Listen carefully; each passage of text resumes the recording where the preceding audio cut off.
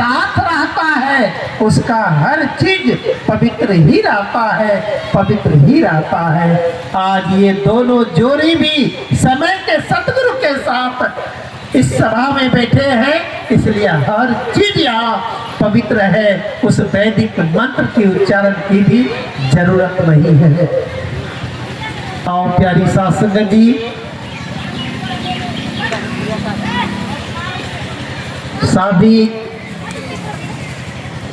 दो दिलों का मिलन का नाम है और ये अनजान पथिक एक दूसरे को स्वीकार करके संग संग चलने का यहाँ प्रण भी लिया भी। आओ प्यारी साध संगत जी, हम थोड़ा सा विचार करें, सोचें कि जिस घर में कन्या ने जन्म ली, आदरणीय सुनील बाबू ने उस बच्ची का परवरिश बड़े ही लाड़ प्यार स्नेह से उनकी हर जरूरत की पूर्ति करते करते, चाहे वो भोजन हो, वस्त्र हो, शिक्षा हो, दीक्षा हो, आज तक सब चीज का निर्वहन करते आया। फिर भी कन्या दान की क्या जरूरत है?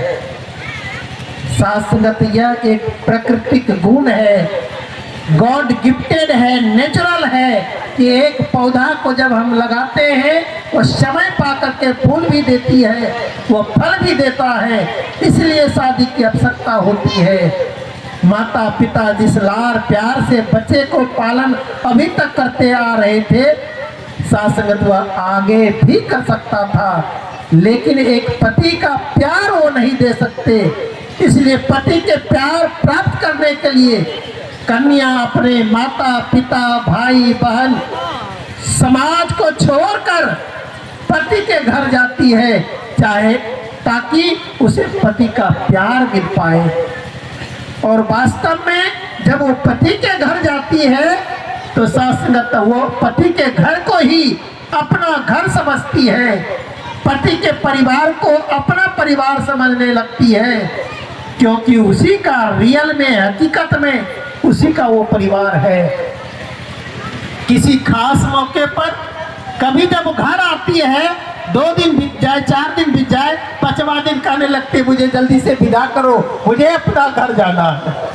क्योंकि सास संगत जी, पति का घर ही उसका अपना घर होता है। सास संगत, जिस प्यार को पाने के लिए पत्नी अपने पूरे परिवार को त्याग कर पति के घर जाती है, यदि वो पति का प्यार उसे प्राप्त ना मिले, ना हो तो सास संगत ये कितनी दुर्भाग्य की बात होती है। हिंदी फिल्म की वह गीत की लाइन भी हम सब सुनते हैं, 7 समंदर पार से तेरे पीछे पीछे आ गई। अरे 7 समंदर से तेरे पीछे पीछे क्यों आ जाएगी?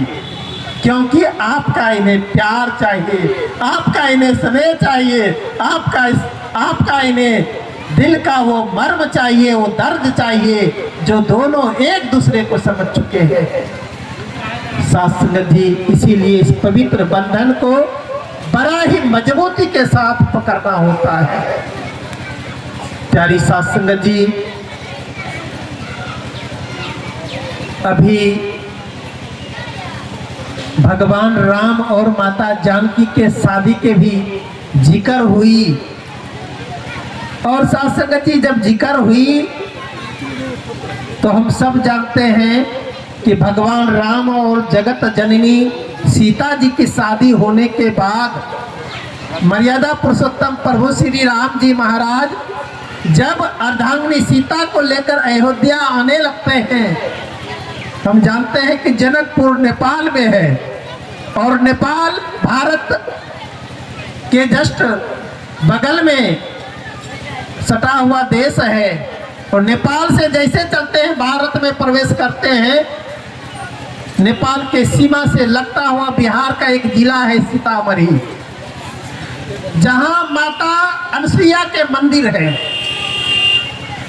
जब भगवान राम माता सीता को लेकर के चले तो सती अनसुईया के आश्रम में सीतामढ़ी गए और भगवान राम ने सीता माँ को आदेश किया कि जाओ, यहाँ सती अनसुईया रहती है, सती अनसुईया से जाकर के शिक्षा लेकर के आओ और उसको पूछो कि मैं सुहागन हो गई हूं, एक पत्नी का क्या धर्म होता है, मुझे कैसे पति के घर में रहना है, मुझे कैसे व्यवहार करना है।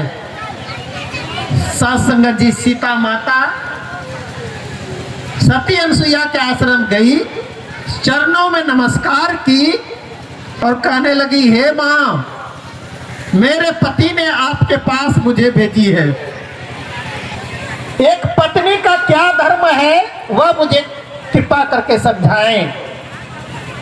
अभी जब दास संगत के लिए आ रहे थे तो देखें कि कितनी सुहागन बहनें आज बट वृक्ष पूजा कर रही थी।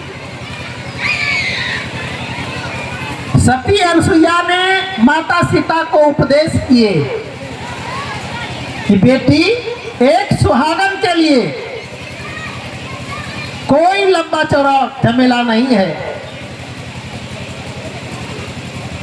सिर्फ जो पति को भगवान समझ करके उसकी यदि पूजा करता है तो वह सुहागन आजीवन सुहाग का सुख प्राप्त करती है। नारी धर्म और नहीं दूजा, नारी के लिए और कोई धर्म दूसरा नहीं है। पति से प्रेम और पूजा, पति से प्रेम करना है और पति की पूजा करना है। यहाँ तो कहा गया था वर को पूजना है, लेकिन हम वर के वृक्ष को पूजने के लिए जा रहे हैं। ये शासक नादानी हो गई।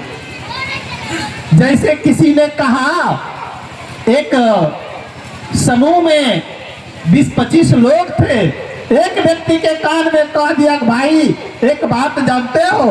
कहता कि क्या? अरे दिल्ली में तो कुतुब मीनार है, यह बात तुम दूसरे को भी बता दो। वो सुन करके दूसरे को कहता है, जानते हो एक बात? क्या? दिल्ली में कुतुब मीनार है। तीसरे ने चौथे को, चौथे ने पांचवें को, पांचवें ने छठे को, 10वें ने 15वें को, 15वें ने 20वें को, 20वें ने 25वें तक कह दिया।